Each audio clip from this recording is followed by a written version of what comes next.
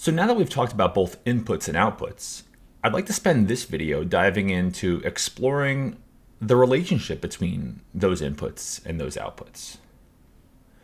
Understanding how inputs and outputs are related, and more importantly, how to manipulate those inputs to measure the effects on the outputs, is the most critical skill to develop when learning how to use a solver properly. A solver output is simply a snapshot of a game, and that game is modeled on a very discrete set of inputs that we define. And those inputs are going to be based on our own assumptions and our own biases. So recognizing that we're never going to be perfect in modeling those inputs is an important learning to recognize.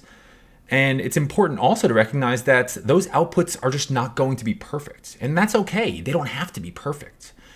But by training ourselves to acknowledge that we do have biases and understanding that, we can ultimately move towards identifying the effect that different variations in inputs have on the outputs. And by doing all of that, we're going to start better unleashing the power that solvers can have in teaching us about gameplay, because we're going to be able to devise tests that account for those implicit biases that we have. So for the rest of this video, I'm going to look at a specific example, and we're going to change some inputs to show you the effect that changing those inputs has on the outputs. So this is the example situation that I'd like to look at here, and I'll run my mouse over this so we can actually see the screen. I'm going to use a simple hijack versus big blind single raise pot. So in this situation here, we have this King 9-5 rainbow board. For our base example, our effective stacks are going to be 50 big blinds, and the pot size is going to be 10 big blinds. So that leads us to having an SPR of 5. For ranges, I used equilibrium ranges that were generated from a preflop equilibrium solution that came out of PioSolver.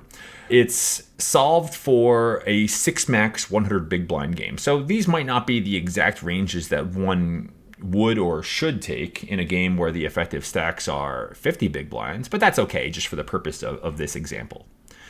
In this example, our hijack is going to have a raised first in range of 17.1% of hands. And this is the range that the hijack will be raising first in.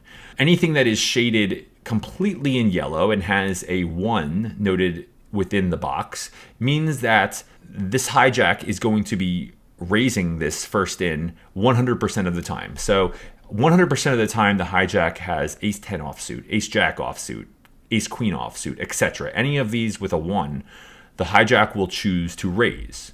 Now, you'll notice that some of these other hands, there are values that are less than 1. So, for example, here, King 8 suited has 0.708. And what that means is that the hijack will open raise King 8 suited 70.8% of the time. So 70.8% of the time that the hijack gets dealt King 8 suited in this situation pre-flop, he or she will choose to raise, while the other 29.2% of the time, the hijack will choose to fold in this situation here.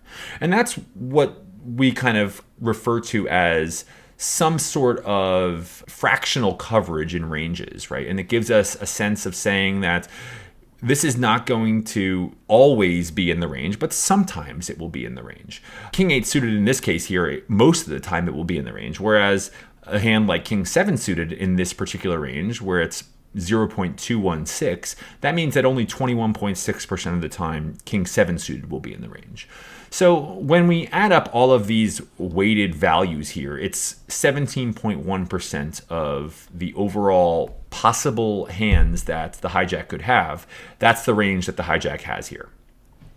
The big blind here is defending with 22.9% of hands. And you can see here that there's a lot more mixing that is going on in the big blind defend range. The big blind here has an option to call, fold, or raise as a 3-bet. This range is going to be devoid of some of the top end hands. So hands like aces, ace-king suited, kings, queens, king queen suited, these hands at the top end, they're mostly going to be 3-betting and not going to be in this call range. Whereas ace king offsuit, 40% of the time, or 40.4% of the time, it's in the call range. And presumably the rest of the time it's going to be in the 3-bet range, because we would never be folding ace king offsuit to a single raise from the big blind. Whereas some of these weaker hands, like 10-9 offsuit, or king 10 offsuit, or queen 3 suited, they are either going to be mixed as calls or folds in this scenario here. So you'll see the shapes of these ranges look slightly different, and this is kind of what we refer to as a regular opening range, where it's fairly linear and it's top end dense for the hijack, whereas the big blind is going to have somewhat of a capped preflop range and will not have the top end hands in the range, because those hands will ultimately be 3-betting preflop. But at the end of the day, we have a hijack raise first in range of 17.1%. We have a big blind defend range of 22.9%. For the post-flop scenarios, I gave the solver the following bet options. The big blind will have the option to lead out for 50% of the pot on the flop. On the turn, if the big blind bets, it will be either 50% or 100% size of the pot. And then the same thing with the river, it'll be either a 50% sizing or 100% sizing. And all that means here is that on the flop, the only betting option we gave the big blind is one sizing. So if the big blind chooses the bet as it relates to our game tree, it will always be half pot sizing. Whereas on the turns and rivers, we'll give the big blind the option for 2 bet sizes, either a half pot sizing or a 100% pot sizing. We've also given the same exact options for the hijack. So should the big blind check, the hijack will have the option to bet half pot on the flop. And then on turns and rivers, should the big blind check, the hijack will have the option to bet half pot or full pot. For raises, the hijack will have the option to bet raise 2/3 pot, whereas the big blind will have the option to raise 3/4 pot on all streets. And this is just indicative of the fact that out of position, we in general want to be raising or putting higher raises in when we're check raising or when we're raising out of position than we would in position, because we're charging the in position player a greater price to call. It's easier for the in position player to call and realize equity in position. Position is a very powerful thing. So to account for that, the out of position player generally raises a larger amount, with all things being equal, than the in position player would. But this is the general setup of this scenario. And in this case here, the hijack range, which you can see is stronger, has aces, kings, ace king suited, this top end, where the big blind does not. The hijack here has an equity of 58.7% against the big blind's range, which means that the big blind here has an equity of 41.3%, because as we know, both of these equities must add up to 100%. They're the only 2 players in the hand. One of them must win the pot at any given time. So what we're going to be doing over the next few slides is using this as a baseline. We are going to ultimately manipulate some of these inputs to see the effect that it has on some of these outputs. Moving to the next slide, and let me move myself over here so we can see the board that we have up in the top. This is the output for this current scenario here. So we have an SPR of 5, and what we can see here is that our big blind is checking 100% of the time. Well, it's very negligible. There's 0.01% of the time, if you can read this value here, 0.01% of the time the big blind is actually betting out. But the large overwhelming majority of the time, the big blind is checking to the hijack.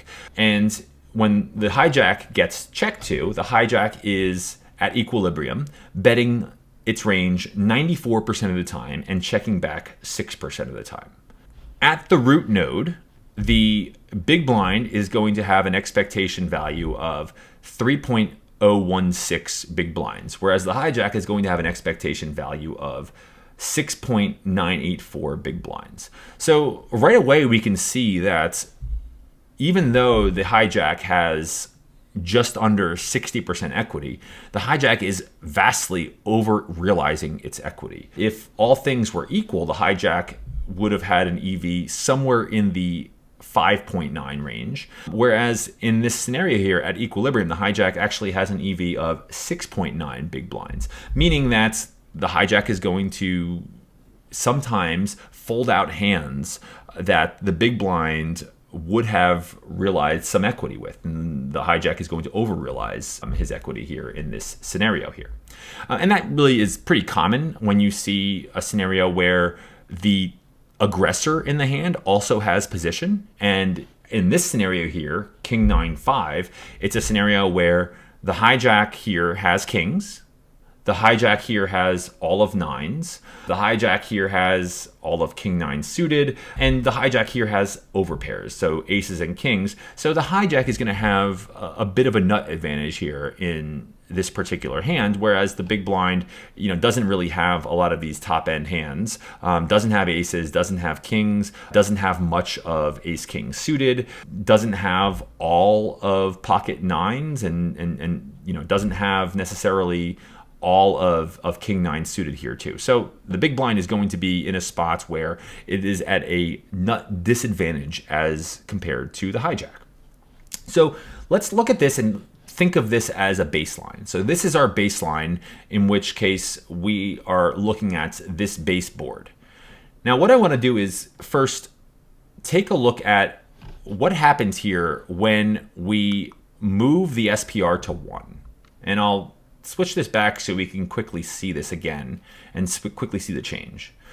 If we've changed the SPR to 1, we've lowered the effective stacks down to 10, which is the exact same size as the pot size, as opposed to having the effective stacks be 50. What we'll see here is that now the big blind has a little bit of a leading range. So the big blind is now leading out 6% of hands. The hands that the big blind is leading ends up being a lot of this 9x range right here. 9-8 suited, 9-7 suited, 9-6 suited, a little bit of 10-9 suited, Jack-9 suited, Queen-9 suited.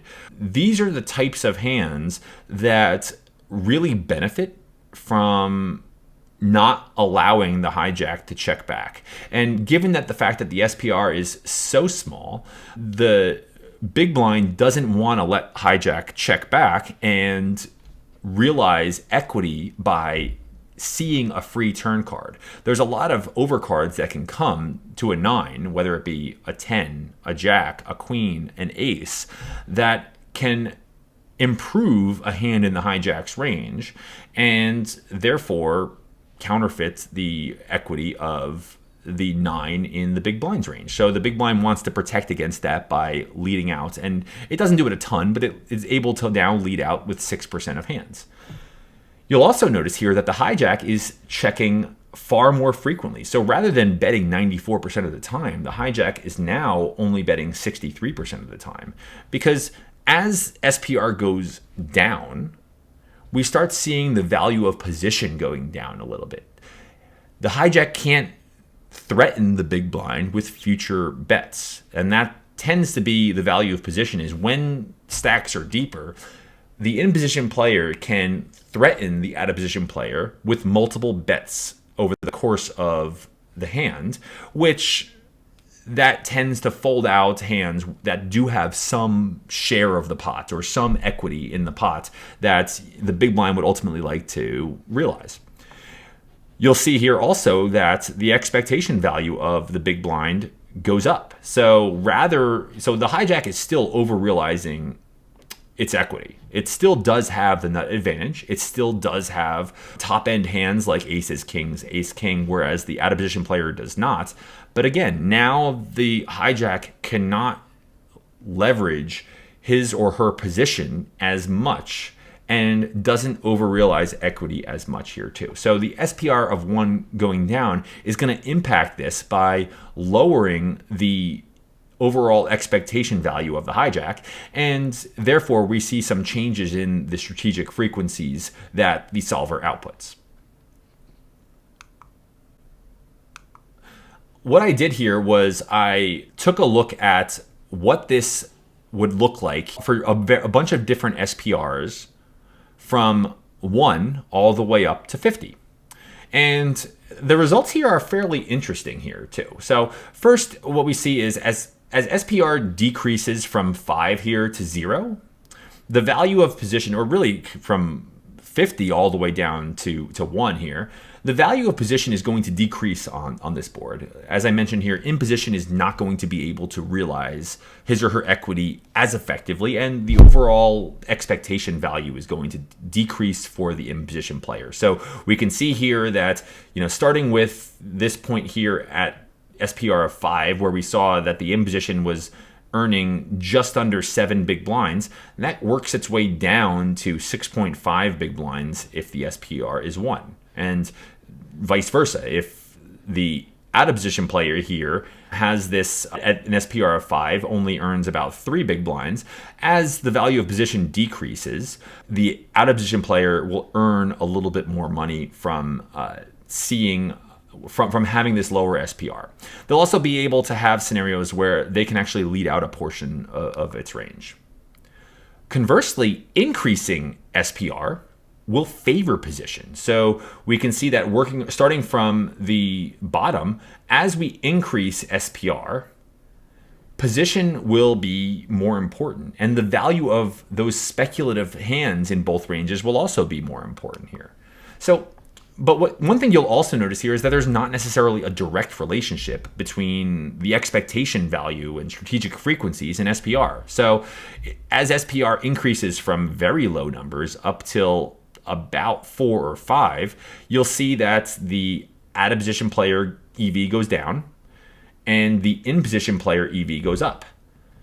But then it somewhat tends to level out at higher values. So it tends to max out here in this 4 to 5 range, and then kind of dips a little bit. The overall EV will dip and then kind of level out in this 6.8 to 6.9 range.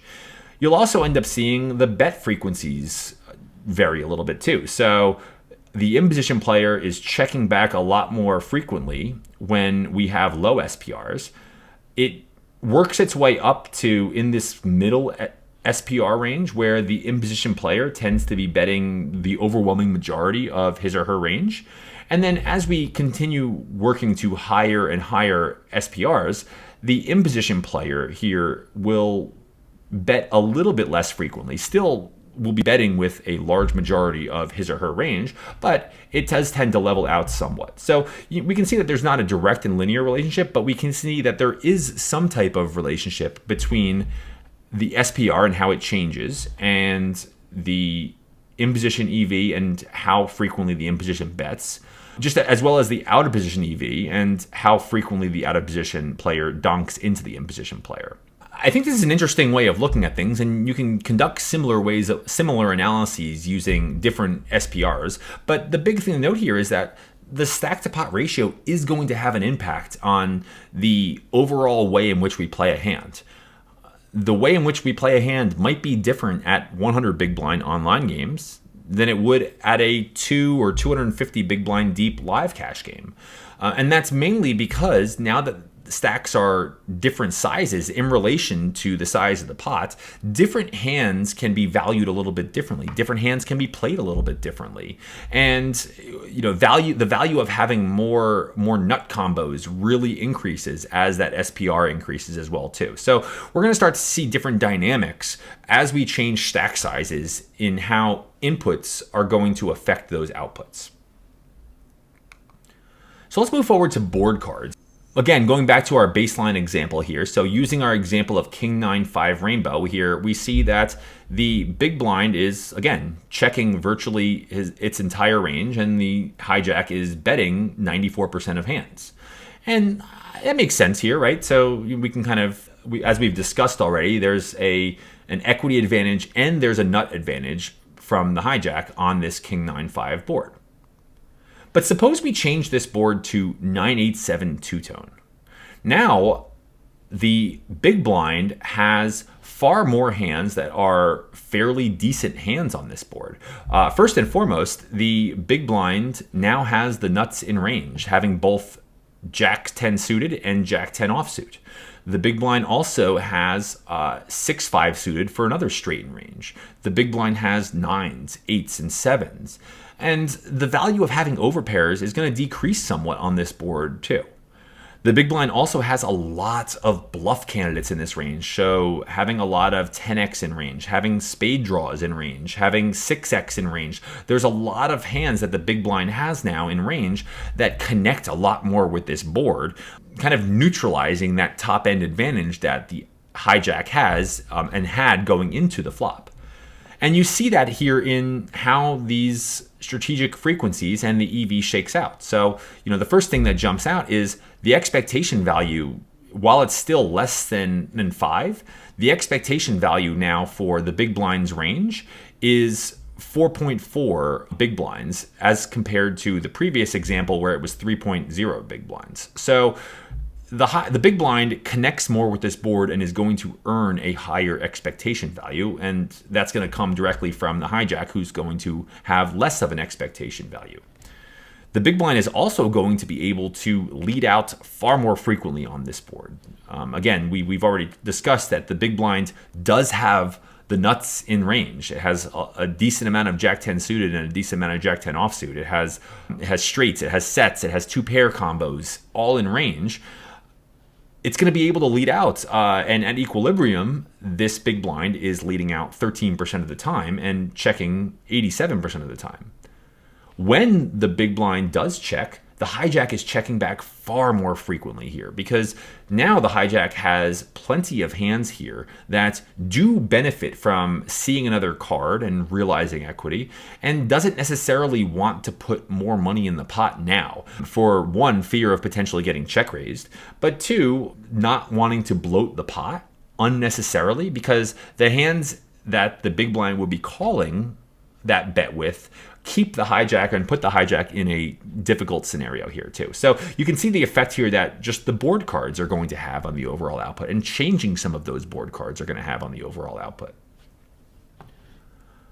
There's overall, as I mentioned in previous videos, there's 22,100 unique flops in the game of Hold'em. Of those flops, 1,755 of them are strategically different. I gave the example before of a rainbow flop has 24 different iterations or 24 different variants that we can look at that are essentially the same thing strategically. King 9-5 rainbow can be looked at 24 different ways when we account for all 4 of the different suits and the different iterations of those different suits and how they can shake out between the king, the 9, the 5. So with all of that being said, it is incredibly inefficient to study each board individually. If you try to study each board individually, you're going to be doing so forever, and you're really not going to study effectively, and you're essentially not going to be getting enough actionable learnings that you can then implement in your own study, in your own gameplay. So instead, it's much more effective to categorize boards into segments as a way to simplify and group like flops together. The best segmentations are those that tie to heuristics that we can define and can be easily recalled and implemented while we're at the table. And I have a few of these examples here in this table here on the right-hand side of the screen, but different groups of boards types will interact with ranges differently. So, maybe you want to group things up and look at how full houses are made out of certain boards. So, you can define a flop as a flop where all 3 cards are the same as trips. We can define a flop where there's paired flops or there's unpaired flops. We can look at the suits and define the flops as rainbow flops or two-tone flops or monotone flops. We can look at straight up possibilities and define them as there's no straight present. Is there a gut shot present? Is there a straight present, or is there an open-ended straight draw present? And there's a lot of different ways in which we can actually categorize flop textures, but doing so here, and we'll talk about this throughout the course, different ways in which we can actually group flop textures together and look at a lot of different flops at the same time. We'll talk specifically about mass data analysis and aggregation reports in detail, but by doing so, we're going to be able to gather insights that can be applied more broadly. Rather than looking at one individual board, we can look at like groups of boards and develop strategies that can be not only more easily recalled at the table, but there could be more effective in our study plans because we're studying lots of boards at the same time and developing more broad strategies that can be more far-reaching and applied to lots of different types. The next different input that we can change here is bet sizing. I mentioned the structure of this game here is that we've given the hijack one bet size option. We gave them an option to bet half pot. And again, we have our corresponding metrics that's the outputs of EVs and strategic frequencies by giving the solver one bet size option. What you'll see here is that by changing bet sizes and changing the options that we give a solver, we can potentially impact the outputs quite significantly and impact the overall strategies quite significantly. So it's not uncommon to change bet sizes and see two vastly different strategies that both might be valid strategies here, but because we use different bet sizes, they look very different. Using this same exact example, now I changed one thing. So instead of giving the hijack one bet size option of half pot, now I gave the hijack three bet size options. I gave the hijack an option of pot, 2/3 pot, and 1/3 pot. Now, I think it's a general best practice if you give the solver multiple options to have equal distances between those options, so you can see the true effect of where the solver wants to allocate hands in a given part of a range. So that's obviously not applicable if we have one bet size, if we have two bet sizes, but once we get up to three bet sizes or more, I do like to equally space those options. So that's why I don't have a half pot option here. I could also run this though and say, I want a quarter pot, a half pot, or 3/4 pot. Or I could have run it and said, I want a half pot, full pot, and pot and a half. Now, there are some exceptions to that rule, but I generally think it's a good idea to have equal distances between the multiple bet sizes if you choose three bet sizes. So what we see here, first off, is going back to the previous slide, the EV doesn't change that much, right? So the big blind EV is 3.016. The hijack EV here is 6.984. By giving the hijack more options, the EV goes up.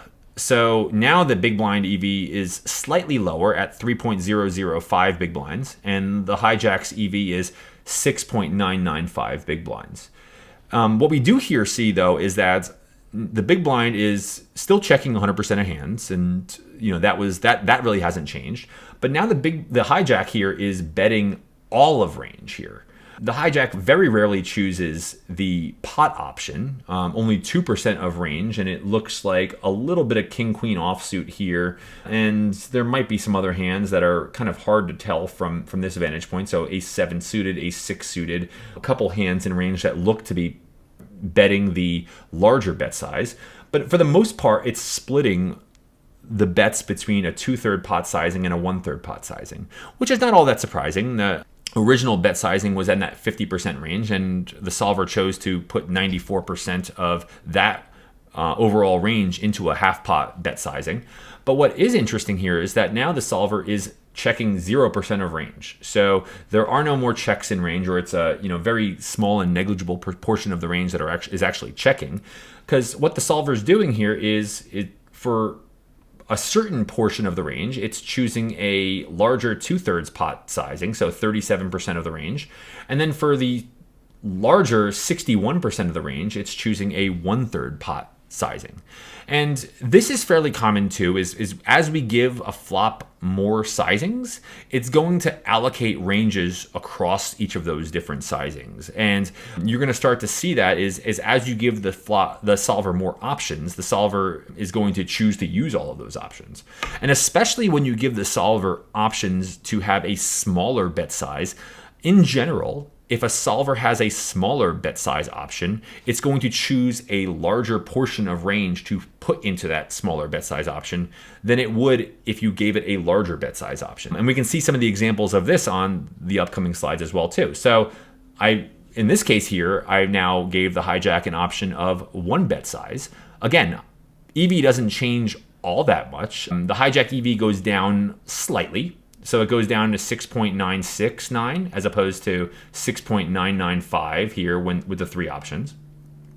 But now again, the solver is choosing to put 100% of hands into a betting range here, whereas the big blind is still checking with 100% of hands and choosing not to lead any of those hands on the flop. If I shift to one pot size bet option here, the big blind earns a little bit of a higher EV. So the solver clearly doesn't like this option as much as it likes the smaller bet size option. The solver is at equilibrium here. The big blind is earning just about 0.1 big blinds more when the hijack only has a pot size bet option. But what you also see here is that the hijack, when it only has a pot size bet option, it's going to check back a lot more frequently. There are hands, 37% of hands here, that are now going to be allocated into check back ranges. Some of those are strong hands like pocket kings, and then some of our kind of weaker king X hands are put into a check back range to protect, but also hands that really want to realize equity. So some of our 9x hands like 10-9 suited, our 5x hands like ace-5 suited, some of our ace-high hands really want to check back and realize some equity here in this spot here too. So in general, again, general rule of thumb, if we give the solver a larger bet size option as opposed to a smaller bet size option, that doesn't necessarily mean one is better or worse than the other. Although I would pose to say that looking at the EVs here, the solver does prefer the smaller bet size option over the larger bet size option. But what's also important to note here is that the solver is going to allocate more hands into a checking range when you only give it a larger bet size option as compared to the same scenario when you only give it a smaller bet size option. And that's even exacerbated even further when I only give it one option of betting 2x pot. So again, even further, we see the big blind even makes more of an EV here. So we went up here from at one pot size, the big blind earns just about 3.117 big blinds. At 2x pot size, the big blind now earns 3.35 big blinds, whereas the hijack's EV goes down to 6.65 big blinds. And now the hijack is only betting 31% of the time, so checking back an overwhelming majority of the time. Checking back very strong hands like pocket kings here, hands like king jack suited here, and really choosing quite a polarized range to bet. So choosing hands like aces, ace king suited, king queen suited as top end value, as well as bluffing with hands like queen jack, ace 10, and some of our suited aces hands that we have here too. So, quite an interesting turnout here with this particular board. But again, what you see is that same trend that's continuing is that as we increase the bet sizing option, the amount of the range or the general percentage of the overall range that chooses to be put in that bet, the solver at equilibrium, decreases. And then finally, we can actually even make some changes. Going back to the original 50% pot option, now I've changed just bet size options on turn. So rather than giving the solver the 50% and the full pot options on turns and rivers, I now only gave the option for the solver to have 50% of the pot size on both turns and rivers. And the EV doesn't change that much, but it does change a little bit. So with this option here, the big blind expectation value goes back down to 3.03, and the hijacks goes back up to 6.966, and the hijacks betting frequency actually goes up slightly here. So not having the larger options on the turn and river also impacts the flop decisions too. It's all connected in terms of how bet sizing affects the strategic actions that are chosen throughout the course of the game trade. So there are really, as you can kind of see here, just endless variations of bet size options that we can choose from. And as we see also, even slight changes can sometimes very significantly impact the output. Unfortunately, even like the really powerful computers that we have, and I put together a really powerful rig to run solves, but those aren't powerful enough and don't have enough just memory to let the solver optimized ranges from all of the possible bet sizing options. In an ideal world, we would be able to just say, hey, solver, you tell me what is the optimum bet size or equilibrium bet size for this particular game tree. But the solver can't necessarily do that very efficiently. And it also really wouldn't be very efficient for us to learn from an output where we gave the solver 20 or 30 different options, because what you'd see is the solver would be spreading the entire range across a lot of those different options. And that's something that's not necessarily actionable, or no human is actually able to implement that output effectively. So there usually isn't really one perfect sizing choice. Sometimes there is, but often there's not. Sometimes multiple sizing options can also yield very similar EV outputs. So by doing so, what's really important here is to actually look at how the solver is constructing ranges given the sizing that we enter. And understanding how to construct ranges to accommodate those sizing outputs is a key insight that we're going to have to generate from using solvers. And that's something that just comes with doing it over and over again and learning over time. What's more important here, though, is to understand those sizing concepts and to test different variations that we can ultimately find insights and recall those insights and implement those in game.